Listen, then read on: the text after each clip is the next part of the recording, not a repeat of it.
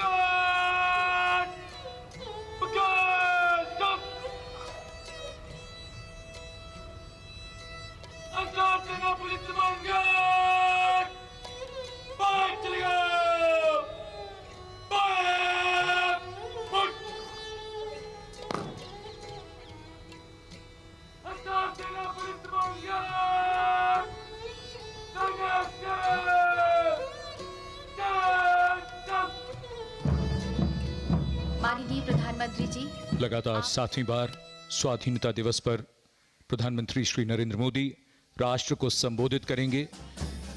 उनके विचारों को सुनने की उत्सुकता सबके मन में है। The Prime Minister acknowledging the greetings of those present, the National Flag Guard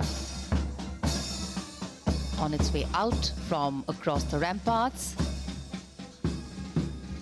And in a short while from now, the Prime Minister will address the nation from the historic Red Fort. This rare living symbol telling its own story.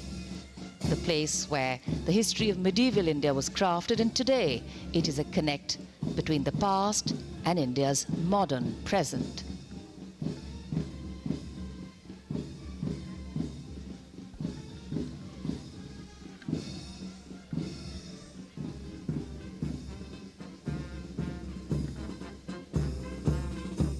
राष्ट्रीय ध्वजारोहण गारद के सजीले जवान रवाना हो रहे हैं समारोह स्थल से।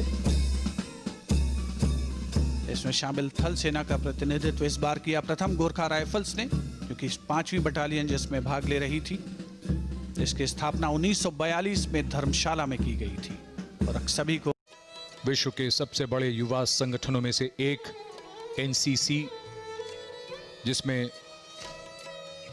कई लाख कैडेट्स हैं,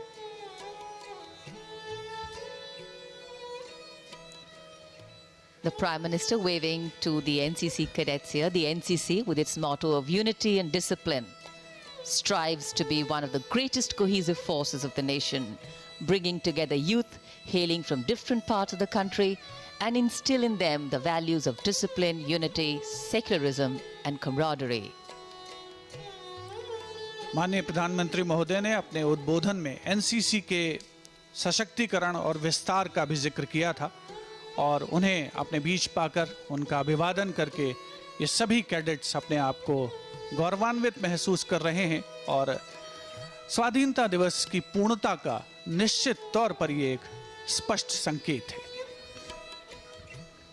It is indeed a proud moment for each and every cadet here. जन जन का विश्वास मिलकर देश का गौरव बढ़ाने वाला आत्मविश्वास बन जाता है। आज हम खुद पर ज्यादा भरोसा करने की हिम्मत रखते हैं।